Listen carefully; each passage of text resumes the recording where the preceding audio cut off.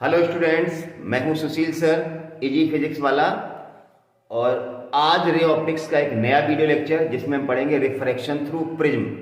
देखिए, जो लोग 12th के हैं उनके लिए तो पूरा वीडियो लेक्चर ही इंपॉर्टेंट है, उनको पूरा प्रिज्म ही पढ़ना, प्रिज्म का डेरिवेशन एग्जाम में आता है। लेकिन जो लोग 12th कर चुके हैं, जेई या नीट का एग्जाम दे रहे हैं, वो वीडियो को लास्ट तक जरूर देखें कि हम इसी सेक्शन में पढ़ाएंगे सिल्वरिंग ऑफ प्रिज्म और प्रिज्म से रिलेटेड बहुत अच्छे अच्छे टॉप क्लास क्वेश्चंस। तो बने रहिए मेरे साथ। जो लोग चैनल पे नए हैं, चैनल को सब्सक्राइब कर लें, बेल आइकॉन दबा दें ताकि रेगुलर नोटिफिकेशंस मिलते रहें। ठीक है ना? तो बिना कोई टाइम खराब किए अपन शुरू करते हैं रिफ्रैक्शन थ्रू प्रिज्म। तो हमने कंसीडर कर लिया है प्रिज्म एबीसी इक्विलेटरल प्रिज्म है। इक्विलेटरल प्रिज्म का मतलब आप समझ गए होंगे कि एंगल ऑफ प्रिज्म होगा वो 60 डिग्री होगा। चलिए, लेकिन ये जरूरी नहीं कि इक्विलेटरल प्रिज्म ही हो। इंसिडेंट रे, अब इस पे नॉर्मल डालना है, डालिए। नॉर्मल का मतलब होता है जो एबी सरफेस है ना, जहां से रिफ्रैक्शन होगा, तो रिफ्रैक्टिंग सरफेस पे नॉर्मल डाला जाता है। ठीक है ना? ये चीज ध्यान रखना है। तो डालिए नॉर्मल, ये डाल दिया हमने नॉर्मल।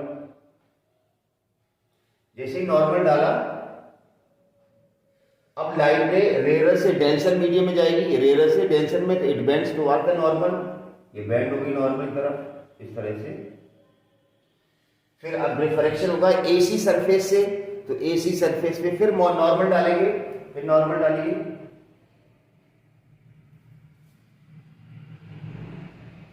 इस तरह से, फिर नॉर्मल डाल दिया। अब लाइट रे आपकी डेंसर से रेयर में जाएगी, it bends away from the normal. तो एक ये बेसिक रे कोर्स है रिफ्रैक्शन थ्रू प्रिज्म का। Incident ray normal bend toward the normal, फिर normal bends away from the normal. देखिए, अब ये रे एक्चुअली डेविएट कितनी हुई तो इसका पता लगाना है। तो इंसिडेंट रे को आगे एक्सटेंड कर दो और डेविएटेड रे को पीछे एक्सटेंड करो। जहां दोनों एक्सटेंडेड रे मीट करेंगी वही डेविएशन एंगल होगा। तो हम इसको आगे एक्सटेंड कर रहे हैं।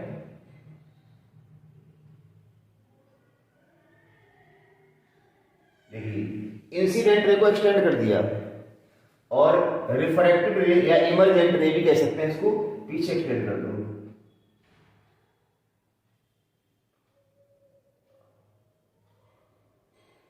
इस तरह से इस रे को पीछे एक्सटेंड कर लिया, तो ये वाला जो एंगल बनेगा ना, ये बनेगा एंगल ऑफ डेविएशन।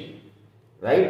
अब देखिए, नॉर्मल जो फिजिक्स आपने पढ़ी रिफ्लेक्शन में, ये एंगल ऑफ इंसिडेंस I1 ले लेते हैं इसको, ये रिफ्रैक्टेड एंगल R1 ले लेते हैं, ये दूसरा एंगल R2 ले लेते हैं, और ये इमरजेंट एंगल को या I2 कह दो, एक ही बात है। इसको आप E भी कह सकते हैं और इसको आप I2 भी कह सकते हैं, तो एक ही बात है। अब देखिए, इस पॉइंट को ले लो नाम P, इसको नाम ले लेते हैं Q, इसको नाम ले लेते हैं O। दिख रहा है P Q O। ये जो ऊपर वाला एंगल है इसको नाम दे देते हैं कुछ S, इसको नाम दे देते हैं कुछ भी नाम दे दो, R दे देते हैं यार, ये लो। अब ध्यान से सुनिए, ये एंगल I1 है, ये R1 है, तो ये ऊपर वाला कितना होगा? देखिए, इस तरह से ये पूरा जो एंगल है ना, ये वाला R1 प्लस ऊपर वाला एंगल, ये नीचे वाला रिफ्लेक्टेड एंगल R1। अगर इसमें ऊपर वाला भी दे दें तो ये I1 और ये पूरा एंगल बराबर होगा, क्योंकि वर्टिकली अपोजिट है। वर्टिकली अपोजिट, तो ये I1 है, तो ये अंदर वाला पूरा I1 होगा, तो नीचे वाला R1 चला गया इसमें, तो ऊपर वाला ये एंगल कितना बचेगा? ये वाला। मेरे ख्याल से डायग्राम थोड़ा छोटा बन गया, इसको बड़ा करते हैं यार। थोड़ा सा छोटा बन गया है, थोड़ा सा बड़ा कर देते हैं यार, कुछ क्लियर दिख नहीं रहा है।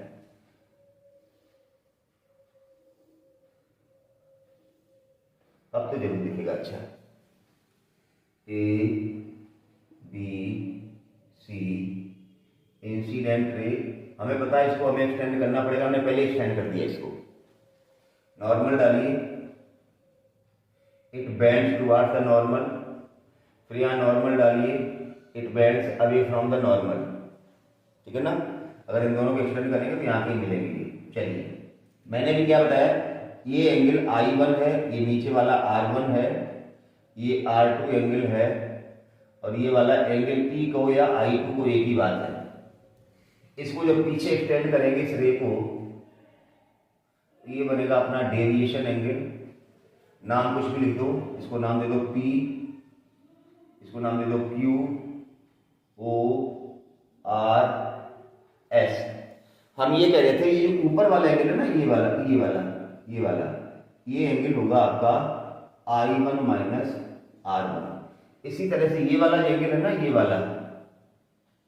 ये एंगल होगा I2 माइनस R2। क्यों? वर्टिकली अपोजिट है, ये I1 है तो अंदर वाला पूरा I1 होगा, नीचे वाला R1 कम हो गया तो ऊपर कितना बचेगा, I1 माइनस R1। तो ये एक डायग्राम तैयार हो गया कि कैसे रे गई, फिर डेविएट हुई, इंसिडेंट रे को आगे एक्सटेंड कर दिया, इसको आगे एक्सटेंड किया इस तरह से, और इमरजेंट रे को पीछे एक्सटेंड कर दिया, तो डेविएशन मिल गया हमें कि कोई रे जब प्रिज्म से पास होती है तो कितना डेविएट होती है। तो सबसे पहले डेरिवेशन की बात कर लेते हैं।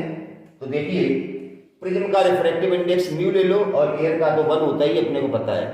तो अब देखिए हम कहां से कहां जा रहे हैं, एयर से ग्लास में जा रहे हैं, फिर ग्लास से एयर में जा रहे हैं, और हमने अपना रे कोर्स तैयार कर लिया। अब देखिए एक क्वाड्रिलेटरल देखिए APOQA, आपको क्वाड्रिलेटरल दिख रहा है ना। इन क्वाड्रिलेटरल देखिए, इन क्वाड्रिलेटरल कौन सा, APOQA, angle P equal to angle Q, ये तो 90 डिग्री है ईच, क्योंकि आपने नॉर्मल डाला। ये पूरा P वाला जो एंगल है ना, P पे जो बन रहा है और Q पे बन रहा है, ये तो 90 हो गया। मतलब क्वाड्रिलेटरल की बात करें तो ये वाला है APOQA, ये दिख रहा है ना। तो P और Q तो 90 है, तो 90 कितना हो गया, 180। बचा कौन सा, A और O, इसलिए angle A plus angle O equal to 180 degree. इसमें कोई दिक्कत नहीं किसी को आएगी। देखिए यहां अब फिजिक्स नहीं लगेगी, अब सिंपल प्लेन मैथमेटिक्स का काम है, फिजिक्स का तो काम ही खत्म हो गया। अब ये हो गया। अब आइए इस ट्रायंगल में PQO, in triangle PQO triangle दिख रहा है, angle R1 plus angle R2 plus angle O equal to 180 degree. Triangle के तीनों एंगल का सम 180 होता है, तो दिस प्लस दिस 180 हो गया। अगर हम 1 और 2 को कंपेयर करें या इक्वेट करें, कंपेयरिंग 1 एंड 2,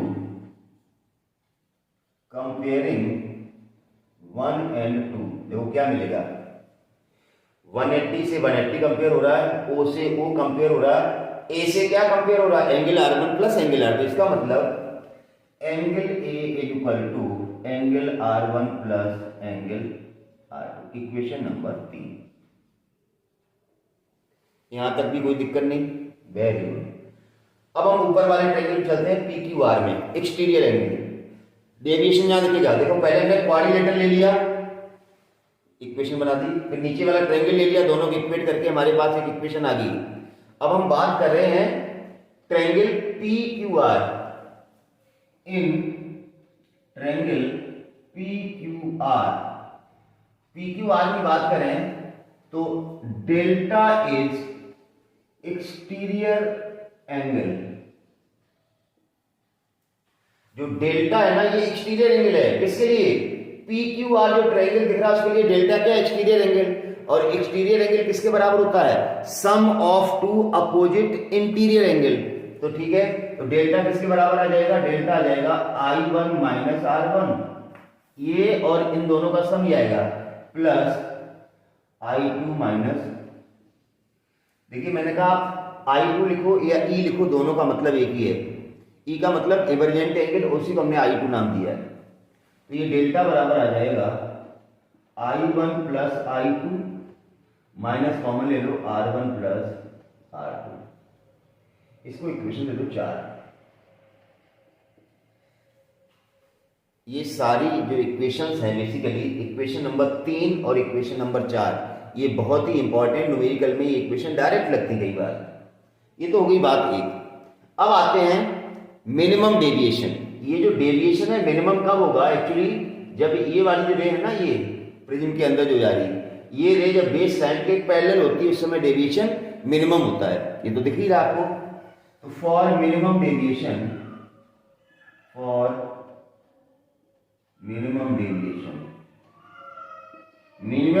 के स्टेज में I1 = I2 दोनों बराबर होते हैं तो I मान लो, और R1 = R2 भी दोनों बराबर होते हैं तो R मान लो। उस समय जो डेल्टा होता है वो डेल्टा मिनिमम कहलाता है।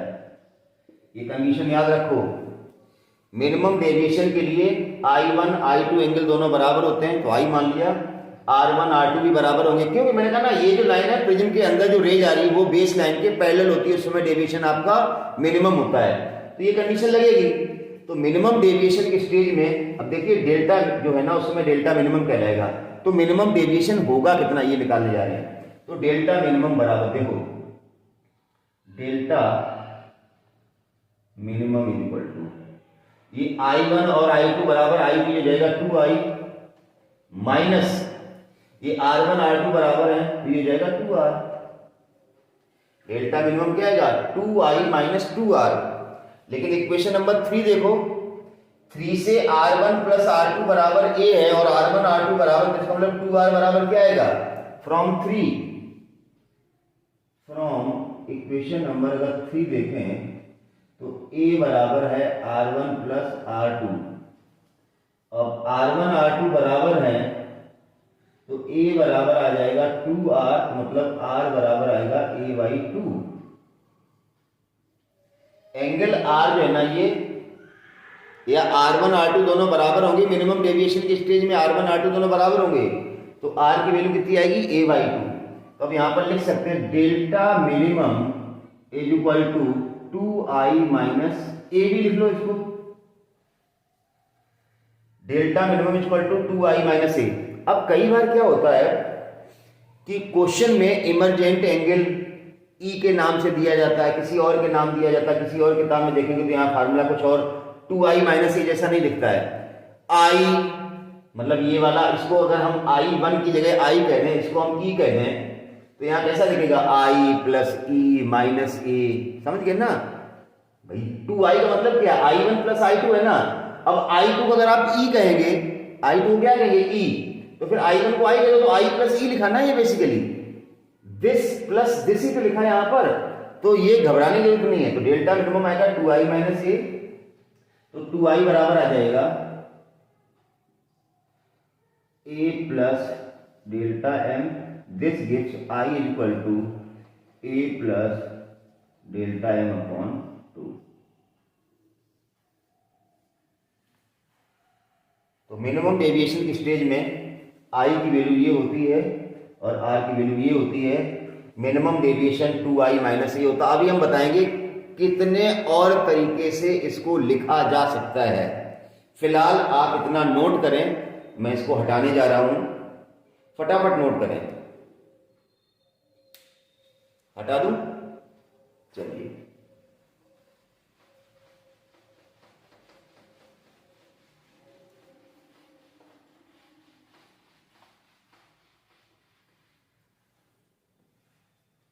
यहां पर एक ग्राफ भी बना रहा हूं मैं।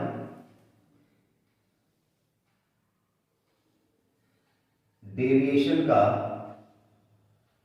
एंगल ऑफ इंसिडेंस के बीच में अगर ग्राफ बनाए तो जैसे जैसे एंगल ऑफ इंसिडेंस बढ़ता है तो डेविएशन घटता है, जैसे जैसे एंगल ऑफ इंसिडेंस बढ़ता है डेविएशन घटता है, मतलब ऐसे कंटिन्यू, फिर ये बढ़ने लगता है अपने आप इस टाइप से, ये ग्राफ आता है। तो ये वाला जो है ना आपका, ये डेल्टा M है, मिनिमम डेविएशन।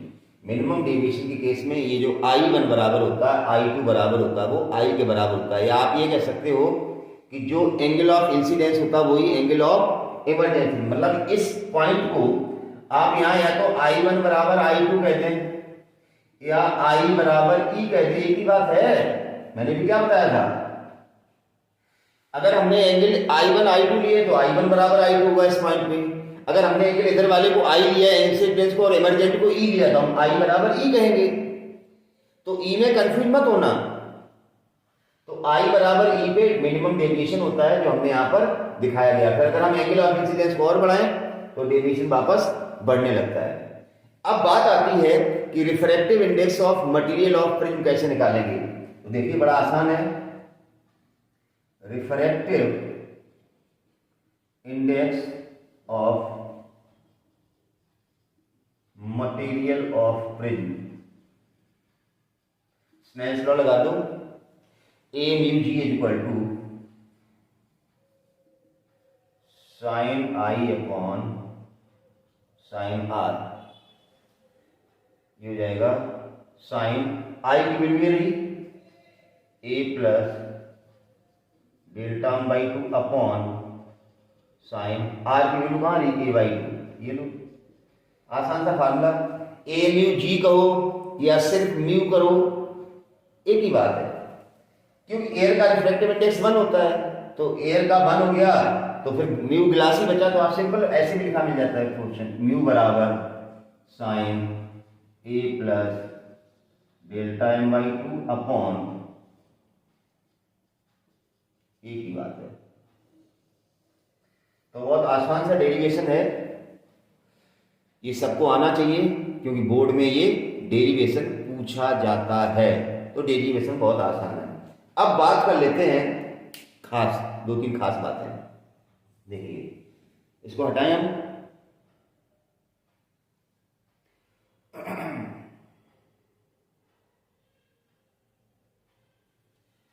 मैंने आपको क्या बताया, आप डेल्टा मिनिमम 2i माइनस ए भी याद कर सकते हो, i प्लस ई माइनस ए भी याद रख सकते हो। मिनिमम डेविएशन के स्टेज में r बराबर a बाई 2 होता है। ये सारे जो फिगर हैं आपको याद रखने हैं। हटाऊं इसको, चलिए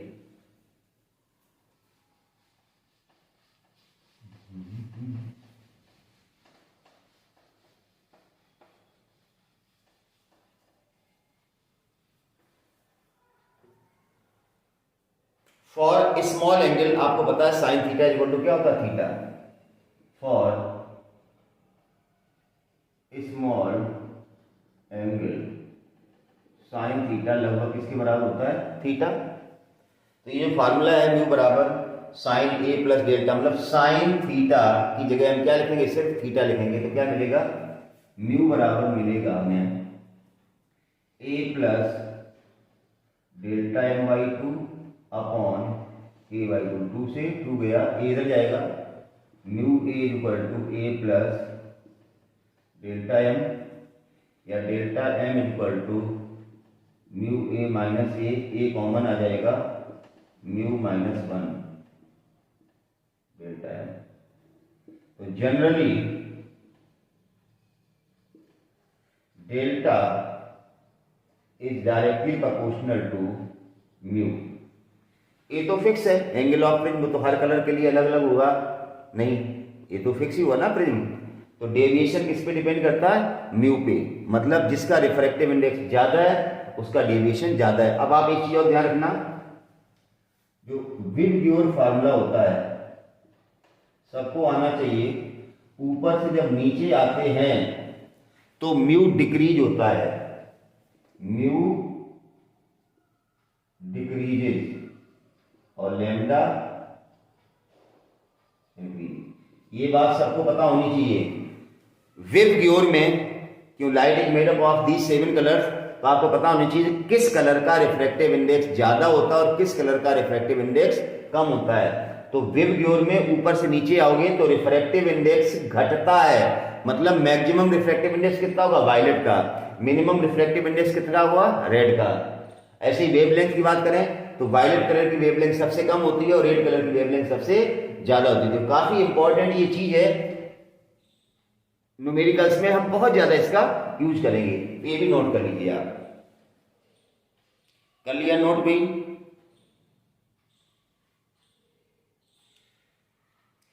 कर लीजिए।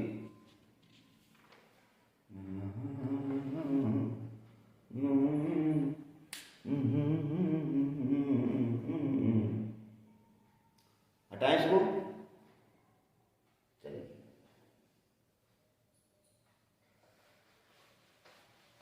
अब बात जो मैंने कहा था कि न्यूमेरिकल सेक्शन की बात आती है, हम बहुत अच्छे अच्छे कुछ क्वेश्चंस आपको करवाने जा रहे हैं, बहुत अच्छे अच्छे क्वेश्चंस, सारी चीजें आपको ध्यान रखनी है। चलिए इसको भी हटा देते हैं, पता ही है कि हम प्रिज्म पढ़ रहे हैं। एक क्वेश्चन लिख रहे हैं हम, light is incident on one face of the isosceles prism. Question है, light is incident on one face of isosceles prism. Isosceles prism का मतलब जिसकी दो साइडें बराबर हों, of refracting angle A, of refracting angle A. Isosceles prism में of refracting angle A दिया गया है, such that refracted ray is parallel to the base of prism, such that refracted ray is parallel to base of prism। अब यही line पकड़नी है, refracted ray is parallel to the base of prism का मतलब है minimum deviation की stage है। मैंने बताया था मिनिमम स्टेज में, मिनिमम डेविएशन की स्टेज में जो है ना आपकी जो रिफ्रैक्टेड रे होती है प्रिज्म के अंदर, इमरजेंट की बात नहीं हो रही, रिफ्रैक्टेड रे जो प्रिज्म के अंदर होती है वो बेस ऑफ प्रिज्म के पैरेलल होती है। पूछा क्या गया है, if deviation is equal to angle of prism then mu is, if deviation is equal to angle of prism, angle of prism then mu is, prism का रिफ्रैक्टिव इंडेक्स कितना होगा। बस बड़ा सिंपल सा है, देखिए आपको पता है जब हम स्नेल्स लॉ ऑफ रिफ्रैक्शन लगाते हैं तो प्रिज्म का रिफ्रैक्टिव इंडेक्स कितना होता है म्यू, और एयर का कितना होता है 1। तो हम एयर से किस में जाते हैं, प्रिज्म में जाते हैं। तो आपको स्नेल्स लॉ पता है, μ1 sin I equal to μ2 sin R। ये चीज ध्यान रखो, सिचुएशन ये है, ऐसे गए नॉर्मल डाला, ये पैरेलल है, ये एंगल I हो गया, ये एंगल R हो गया। अब तुम्हें पता है कि ये पैरेलल तब होती है जब डेविएशन मिनिमम हो, और मिनिमम डेविएशन की स्टेज में R बराबर कितना होता है यही तो पकड़ना है क्वेश्चन में। At the stage of minimum deviation R equal to a/2 होता है, क्यों 2R equal to a, R equal to a/2। तो बस यही चीज यहां लगाओ, μ1 sin I equal to μ2 sin R। μ1 का मतलब ये वाला रिफ्रैक्टिव इंडेक्स, तो 1 into sine i is equal to μ2 की जगह म्यू आ जाएगा, और साइन आर की जगह आ जाएगा a/2। बस हमें ये म्यू निकालना है, हमें क्या निकालना है, म्यू निकालना, sine I equal to mu sine a/2, ठीक है ना। अब मिनिमम डेविएशन की स्टेज में देखिए, eight the stage of minimum deviation, हमने बताया था मिनिमम डेविएशन की स्टेज में डेल्टा एन कितना होता है 2i माइनस ए, और ये कह रहा है if deviation is equal to the angle of prism, मतलब ये डेविएशन किसके बराबर दिया गया, एंगल ऑफ प्रिज्म के बराबर दिया गया, मतलब ये ए के बराबर दिया गया। तो ए बराबर 2i माइनस ए, ये इधर आ जाएगा, 2a बराबर 2i, this gives a equal to i. मतलब ये जो i है ना, ये a के बराबर, तो पकड़ो इसको वापस, साइन i मतलब साइन a, साइन i किसके बराबर, a के बराबर, a equal to mu sine a/2। अब जो साइन 2a का फार्मूला होता है 2 साइन a cos a, तो यहां हाफ एंगल वाला फार्मूला आएगा, इस साइन a की जगह क्या आएगा 2 sine a/2 into cos a/2 is equal to mu sine a/2। Sine a/2 से साइन a/2 चला गया, तो म्यू बराबर आ गया 2 cos a/2, और यही आपका आंसर है। तो बहुत ही अच्छा क्वेश्चन था, मैंने कहा था कि प्रिज्म का डेरिवेशन तो सिर्फ 12th वाले बच्चों के लिए इंपॉर्टेंट है क्योंकि 12th में आता है, लेकिन अदरवाइज मैंने कहा था वीडियो लास्ट तक देखना है, तो आपको इस टाइप के क्वेश्चन सब हम बहुत सारे करवाने जा रहे हैं। तो क्वेश्चन था light is incident on one face of isosceles prism of refracting angle A such that refracted rays parallel to the base of, इसका मतलब मिनिमम डेविएशन की बात कर रहा है। मिनिमम डेविएशन केस में R इक्वल टू a/2 होना चाहिए। ये फार्मूले मिनिमम डेविएशन वाले आपको सारे पता होने चाहिए। तो चलिए इसको हटाते हैं, एक और क्वेश्चन लेते हैं, बहुत अच्छा क्वेश्चन है, हटाएं इसको। चलिए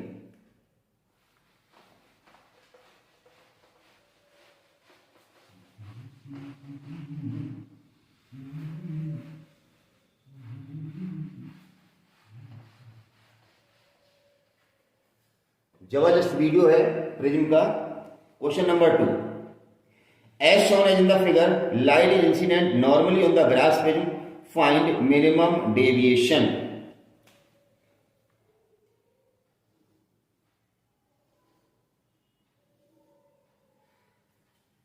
लाइट रे इज इंसिडेंट नॉर्मली, मतलब इस प्रिज्म पे जैसे मान लो लाइट रे से नॉर्मली इंसिडेंस हो रही है, मतलब ये एंगल 90 डिग्री दिया गया है। पूछा क्या गया है? मिनिमम डेविएशन पूछा गया है। Find minimum deviation. एक प्रिज्म पर लाइट नॉर्मली इंसिडेंस हो रही है, मिनिमम डेविएशन पूछा गया है। अब बड़ी सिंपल सी बात है, जब कोई लाइट रे नॉर्मल इंसिडेंस होती सरफेस पे तो वो डेविएट तो होती नहीं, तो ये रे जो है ना सीधी जाएगी ऐसे करके, यहां कहीं ऐसे करके डेविएट होगी नहीं। अब यहां पर हमें रिफ्रैक्शन देखना पड़ेगा। यहां पर नॉर्मल डालिए, आप नॉर्मल डाल दिया। अब यहां एंगल ऑफ इंसिडेंस कितना बनेगा ये बताने वाली बात है। कौन बताएगा एंगल ऑफ इंसिडेंस? देखिए ये एंगल कितना होता है 60, ये नॉर्मल इंसिडेंस होगी, ये कितना हो गया 90, तो ये एंगल कितना बना 30। देखिए तो एंगल कितना बना 60, ये अपने आप ही आ गया। नॉर्मल इंसिडेंस हो रही है 90, ये तो 60 है, इक्विलेटरल प्रिज्म है, तो ये 30 एंगल हुआ। अब ये 30 हुआ, ये नॉर्मल डाला हमने, तो ये वाला 60 हुआ। अब हमें देखना कि ये रे बाहर निकलेगी या इधर ही आ जाएगी, TIR हो जाएगा, क्या हो जाएगा। तो देखिए ग्लास एयर इंटरफेस के लिए, फॉर ग्लास एयर इंटरफेस आपको ये पता होना चाहिए basic, for glass air interface जो क्रिटिकल एंगल होता है, क्रिटिकल एंगल IC, वो लगभग होता है 42 डिग्री। अब ये मत पूछना कैसे आया, हमने जहां पर टोटल इंटरनल रिफ्लेक्शन बताया था वहां पर बताया था कि म्यू और साइन IC में क्या रिलेशन होता है, तो वहां से IC इक्वल टू आ जाएगा 42 डिग्री लगभग। अब यहां पर हियर क्या हो रहा है, I is greater then IC। Angle of incidence है जो क्रिटिकल एंगल है 42 से ज्यादा है, इसका मतलब TIR होगा। तो मतलब लाइट रे प्रिज्म के बाहर नहीं जाएगी, जिस एंगल से आई उसी एंगल से इधर कहीं आ जाएगी। ये भी कितना हो जाएगा 60 डिग्री। समझिए इस चीज को, 60 पे इधर जाएगी। अब पूछा गया है find minimum deviation. Minimum deviation यहां पर कितना होगा, देखिए मिनिमम डेविएशन हमें दिख रहा है। इस लाइट को आगे स्टैंड कर दो, इंसिडेंट रे इधर गई और इधर मुड़ गई, तो कितनी डेविएट हुई, ये वाला जो एंगल दिख रहा है ना, ये वाला, यही तो है डेविएशन, निकाल लो ये। तो ये एंगल निकालना बड़ा आसान है, पूरा होता है 180 में से 120 गया, तो डेविएशन आएगा 180 माइनस 120 मतलब 60 डिग्री। ये लो, अगर कोई लाइट रे इक्विलेटरल प्रिज्म पर नॉर्मल इंसिडेंस हो रही है तो उसका जो डेविएशन है मिनिमम वो कितना होगा 60 डिग्री होगा। देखो अपने आप आ गया, इसमें हमने कोई फिजिक्स ज्यादा लगाई नहीं, बेसिक फिजिक्स है। ग्लास एयर इंटरफेस के लिए आप याद कर लो, आप भी IC equal to nearly 42 degree होता है, तो यहाँ जो एंगल ऑफ इंसिडेंस यहाँ बना है वो 60 डिग्री है, मतलब ग्रेटर देन क्रिटिकल एंगल। तो रे का क्या हो जाएगा TIR हो जाएगा। TIR मतलब जिस एंगल से उसी एंगल से उसी मीडियम में वापस आ जाएगी सारी, बाहर नहीं निकलेगी। 60 है तो 60 है 120 हो गया, तो हमें ये डेविएशन एंगल निकालना है। डेविएशन का मतलब क्या है, ओरिजिनल पाथ रेखा किधर है और गई किधर, तो कितना डेविएट हुई। तो मेरे ख्याल से इसमें कोई दिक्कत नहीं। चलिए और आगे बढ़ते हैं, कुछ अच्छा लेते हैं, हटाएं इसको। चलिए, बहुत बढ़िया बढ़िया क्वेश्चंस बनते हैं प्रिज्म पे।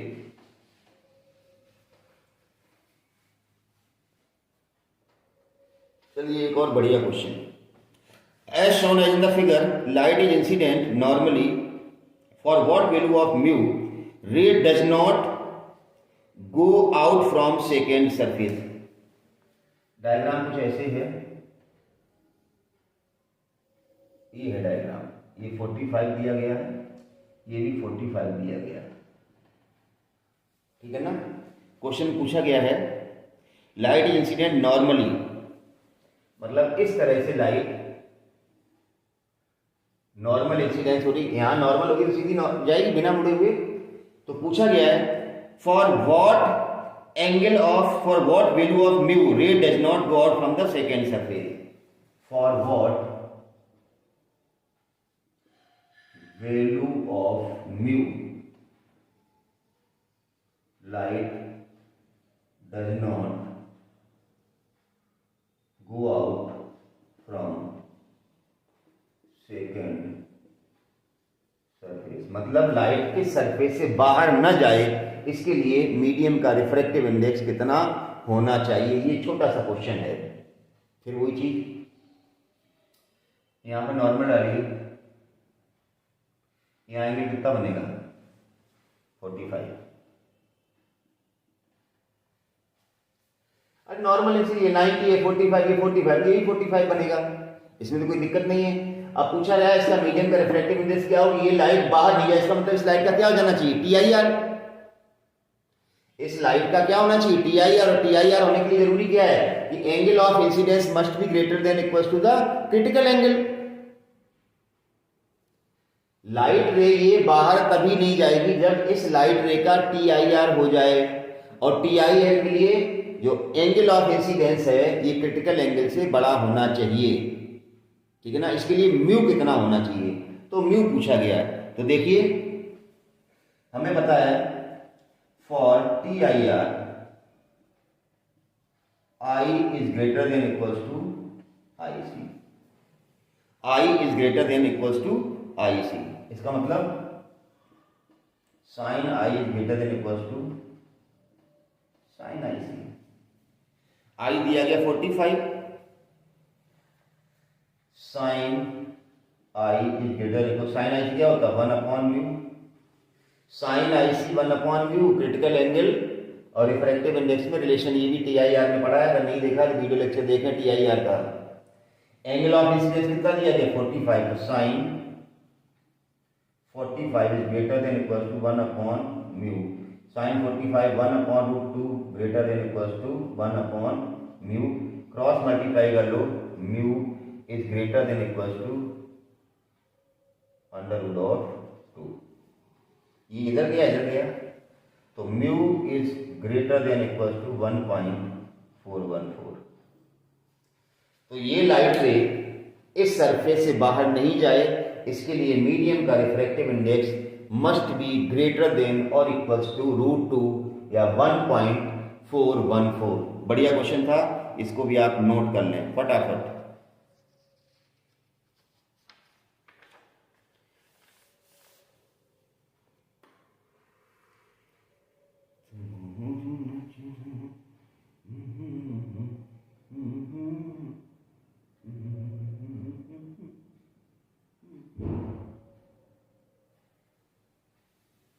चलिए हटा दें,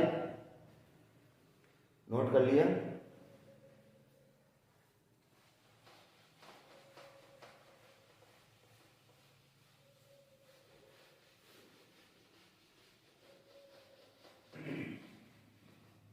अब हमने एक चीज और बताई थी, TIR of colours, total internal reflection of colours. यहां से भी कॉन्सेप्चुअल क्वेश्चन भी बनता है और छोटे छोटे न्यूमेरिकल्स बनते हैं। TIR ऑफ कलर्स मतलब प्रिज्म्स पे जब लाइट हम व्हाइट लाइट डालते हैं उसमें 7 कलर्स होते हैं, तो किस कलर का TIR होगा और किस कलर का प्रिज्म से TIR नहीं होगा, बहुत ही इंपॉर्टेंट चीज है TIR ऑफ कलर्स। तो रिफ्रैक्टिव इंडेक्स, देखिए आप मुझे सुनते भी जाइए साथ साथ लिखते जाइए। Refractive index of prism is, refractive index of prism is different for different colors।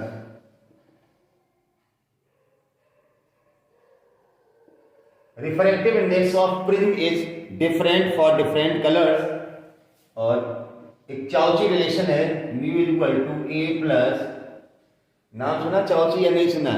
सुना होगा आपने, CAUCHY, CAUCHY, चाउची रिलेशन या चाउची फार्मूला कह सकते हो। Mu equal to A plus B upon lambda square. तो यहां से दिख रहा है ए और बी तो कांस्टेंट है, mu is inversely proportional to lambda square, मतलब depends on material of prism. A भी कांस्टेंट है, प्रिज्म के मटेरियल पे डिपेंड कर रहे हैं। अब आपने पढ़ा है, हमने अभी थोड़ी देर पहले बताया था, जो विब ग्योर हमने पढ़ा है, विब ग्योर हमने अभी थोड़ी देर पहले बताया था कि जो लेमडा वायलेट होता है, lambda violet is less than lambda indigo, क्योंकि लेमडा सबसे ज्यादा इसका होता है ना, dot dot dot lambda red. ये चीज मैंने अभी बताई थी कि ऊपर से नीचे जाते हैं तो वेवलेंथ बढ़ती है और रिफ्रैक्टिव इंडेक्स घटता है, ठीक है ना। तो लेमडा, सॉरी वायलेट की बात करी, लेमडा वायलेट, लेमडा वायलेट सबसे कम है, इससे ज्यादा इसका है, इससे ज्यादा इसका, सबसे ज्यादा लेमडा किसका है? रेड का। लेकिन उसका उल्टा कर दो, म्यू की बात करो तो म्यू वायलेट सबसे ज्यादा है,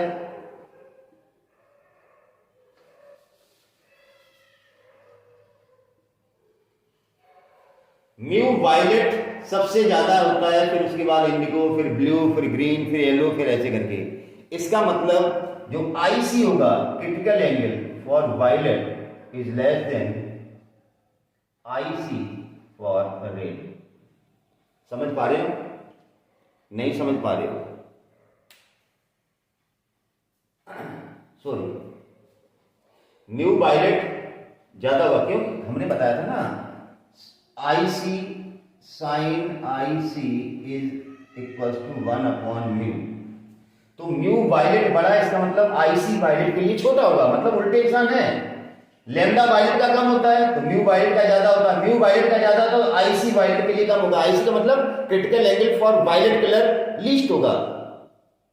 क्रिटिकल एंगल पे ही तो डिपेंड करेगा कि कौन से कलर का TIR होगा, कौन से कलर का TIR नहीं होगा। देखिए वापस समझने का प्रयास कीजिए इसको। मैं क्या बता रहा था, हमने पहले ही बताया था, देखो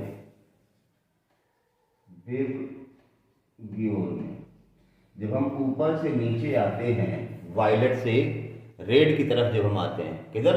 वायलेट से रेड तरफ, तो जो रिफ्रैक्टिव इंडेक्स है म्यू वो डिक्रीज होता है और लेमडा इंक्रीज होता है।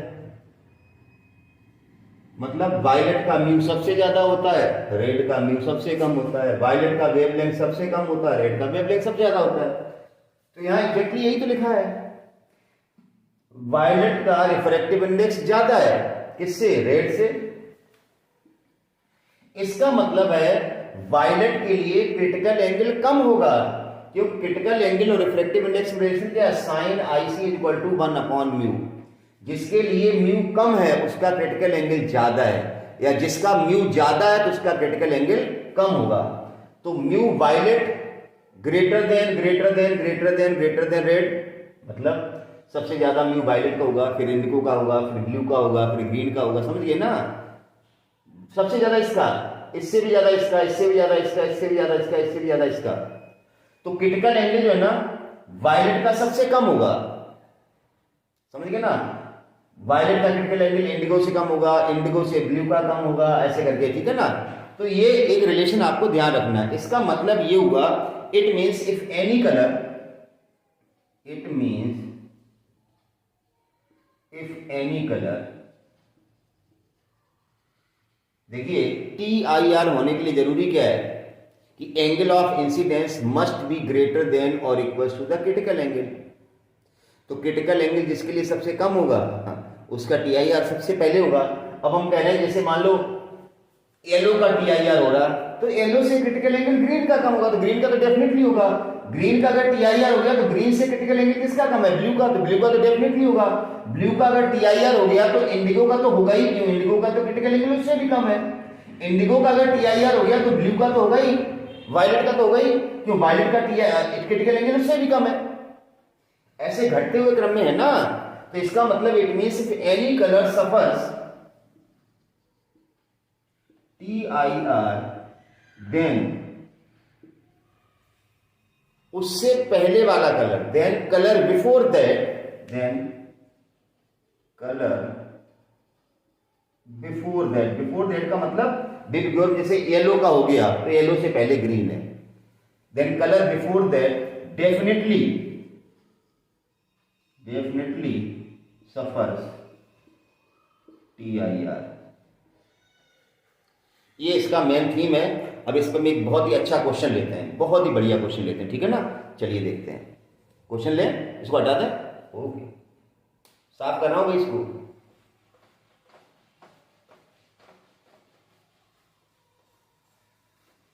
चलिए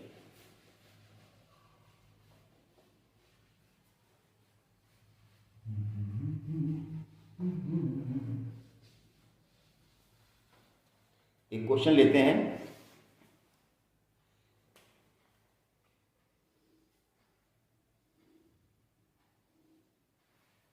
प्रिज्म है, एक राइट एंगल प्रिज्म है, इस पर ब्लू ग्रीन रेड तीन कलर जैसे इंसिडेंट हो, मान लो blue green red,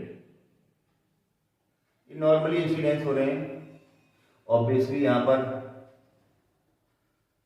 angle of incidence कितना बनेगा, 45, 45, 45, ये सारे एंगल ऑफ इंसिडेंस 45 के होंगे, ठीक है ना। ब्लू ग्रीन और मान लो रेड, ब्लू ग्रीन और रेड कलर इंसिडेंस हो रहे हैं। Refractive index of prism, refractive index of prism for red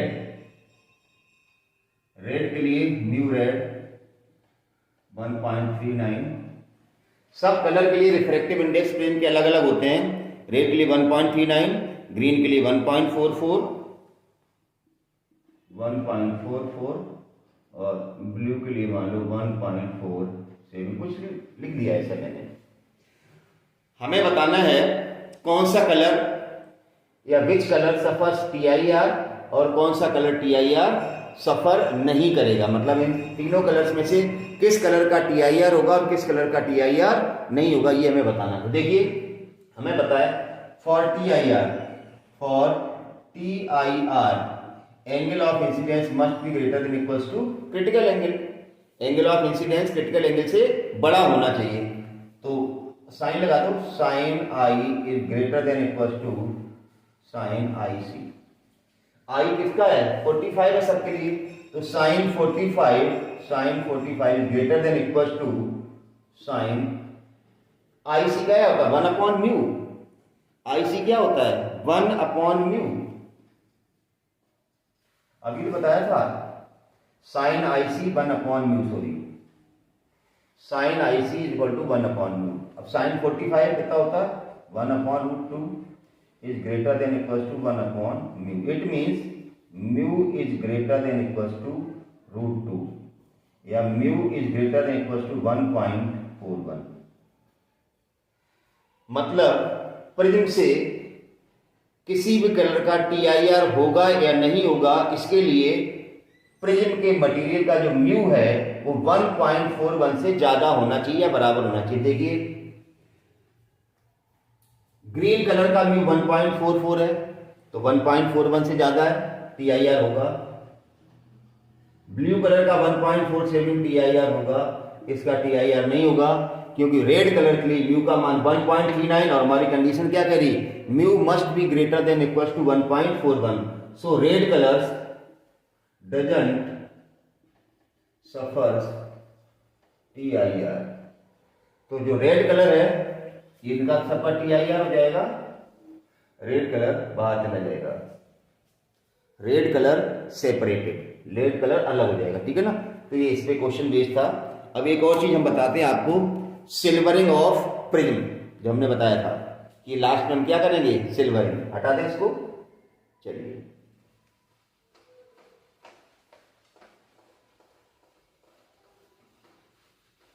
silvering में कुछ भी नहीं है। सिल्वरिंग का मतलब है जिस सरफेस को हम सिल्वर्ड करेंगे, जिस सरफेस को हम सिल्वर्ड करेंगे तो लाइट उससे रिफ्लेक्ट होकर वापस आ जाएगी, अपना पाथ रिट्रेस कर लेगी। जैसे मान लो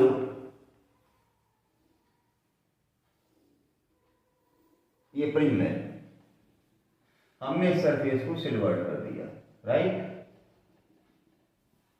हमने सरफेस क्या कर दिया, सिल्वर्ड कर दिया। अब इस पे कोई लाइट ने इंसिडेंट की हमने, इस तरह से नॉर्मल डालो, अब ये ऐसे बैंड होगी, नॉर्मल तरफ थोड़ी सी झुक गई। अब ये सिल्वर्ड सरफेस है तो क्या करेगी, यहां से टकरा के वापस ऐसे ही आ जाएगी। इतनी बात तो समझ रही ना, यहां से टकरा के वापस पीछे ही आ गई है। तो ये तो कॉन्सेप्ट हुआ सिल्वरिंग का। अब इसमें अपन क्या क्या निकाल सकते हैं, ठीक है ना। For what value of I, for what value of आई रे विल रिट्रेसेस इट्स पाथ। मतलब जनरली ऐसा पूछा जाता है कि आई का मान क्या हो कि रे रिट्रेसेस इट्स पाथ, रे अपना पाथ रिट्रेस करे, ऐसे पूछा जा सकता है। ये एंगल ऑफ प्रिज्म ले लो ए। अब हमें पता मिनिमम डेविएशन के स्टेज में ये जो रे है ये इसके पैरेलल हो जाती है बेस लाइन के। बेस लाइन के पैरेलल होने का मतलब क्या हुआ कि जो मिनिमम डेविएशन की स्टेज में यहाँ जो एंगल बनता है रिफ्रैक्शन वो a/2 के बराबर होता है। तो ये सारी चीज हमने वहां पर बताई थी कि when ray incident normally on the silvered surface then it, देखो when ray normally incidence on silvered surface then it retraces its path, then it retraces its path, ठीक है ना, वो अपने पाथ को रिट्रेस करेगी। then it retraces its path। तो यहीं से हम बहुत सारे अच्छे अच्छे क्वेश्चन बना सकते हैं। रिट्रेसेस पाथ का मतलब है कि ये मिनिमम होगा, नॉर्मली इंसिडेंस का मतलब ये r बराबर हो जाएगा a/2 और ये i ये हो जाएगा 90 माइनस a/2, 90 माइनस a/2। तो इस तरह से काफ़ी चीज़ें स्नेल्स लॉ लगाएंगे हम इसमें। तो स्नेल्स क्या लग गया, इसका रिफ्रैक्टिव इंडेक्स μ1 मान लो, इसका रिफ्रैक्टिव इंडेक्स μ2 मान लो। तो μ1 sin i equal to μ2 sin r या μ2 sin r की जगह a/2। तो इस तरह से स्नेल्स लॉ ऑफ रिफ्रैक्शन यहाँ पर हम लगा सकते हैं। सॉरी r बराबर a/2 कैसे होगा 2r? अच्छा ये तो मिनिमम डेविएशन की स्टेज में होगा। अगर मिनिमम डेविएशन की स्टेज है तो r बराबर a/2 है, ठीक है ना। और नहीं तो ये r बराबर क्या हो जाएगा, a हो जाएगा। तो ये नॉर्मली आएगी ना कि r बराबर a आएगा, तो ये 90 माइनस a आ जाएगा, नॉर्मली के लिए आएगा। अगर ये रे पैरेलल हो गई तो फिर r बराबर आएगा a, ठीक है ना। और अदरवाइज मिनिमम डेविएशन के लिए ये a/2 रहेगा, नहीं तो r बराबर a आएगा। तो वास्तव में दिमाग खराब कर रहे हो।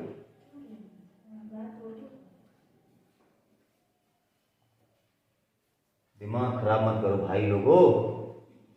ये आई समझने की कोशिश करो जो मैं कह रहा हूं। जब ये रे इस पे नॉर्मली इंसिडेंस होगी then it retraces its path. मैं ये कहना चाहता हूं अपने पाथ को रिट्रेस करेगी, ठीक है ना। नॉर्मल जब इंसिडेंस होगी तो ये हो जाएगा 90, फिर ये हो जाएगा a, तो ये 90 माइनस ये 90 माइनस ये तो क्या आ जाएगा a, भाई ये 90 होगा ना। देखो यार, जब ये नॉर्मल इंसिडेंस होगी सरफेस पर तो रिट्रेस करेगी इस बात का, क्योंकि सामने मिरर है, सिल्वर्ड हो गया। तो ये 90 और ये 90 माइनस ये हुआ ना, ये 90 माइनस ये हुआ तो पीछे वाला एंगल कितना हुआ, a, क्योंकि नॉर्मल है। तो यहाँ साइन r एंगल कितना आ जाएगा a। तो μ1 sine i is equal to μ2 sine r, और साइन r जगह क्या रख दिया, a रख दिया। चलिए इस पे भी एक क्वेश्चन ले लेते हैं, यहीं से क्वेश्चन बना लेते हैं हम। जेई का क्वेश्चन है, चलो मान लो ये हमने दे दिया 30 डिग्री, ये हमने दे दिया 30 डिग्री, और हम पूछ रहे हैं इसका रिफ्रैक्टिव इंडेक्स μ1 तो 1 हो गया, μ2 √3 हो गया, ये इंसिडेंस हुई, ये सिल्वर्ड सरफेस कर दो, रिट्रेसेस इस पाथ। तो क्वेश्चन है for what angle of incidence, for what angle of incidence रे retraces path, for what angle of incidence रे रिट्रेसेस इट्स पाथ। रिट्रेसेस का मतलब ये 90 हो गया, ये 30 हो गया, ये कितना जाएगा, अपने आप क्या गया यार, देखो ये तो बहुत आसान है, ये आई हो गया, ये 90 ये 30 है, तो ये वाला एंगल कितना हो जाएगा, अपने आप ही पता जाएगा, 60 हो जाएगा, तो ये 30 हो जाएगा, 60 हो जाएगा ये पूरा एंगल। चलिए देखते हैं क्या आता है, समझ गए ना। ये एंगल 30 बनेगा ना, 90 30 60, ये 30 बनेगा बिल्कुल, 90 30 ये वाला 60 होगा, तो नीचे वाला 30 बनेगा।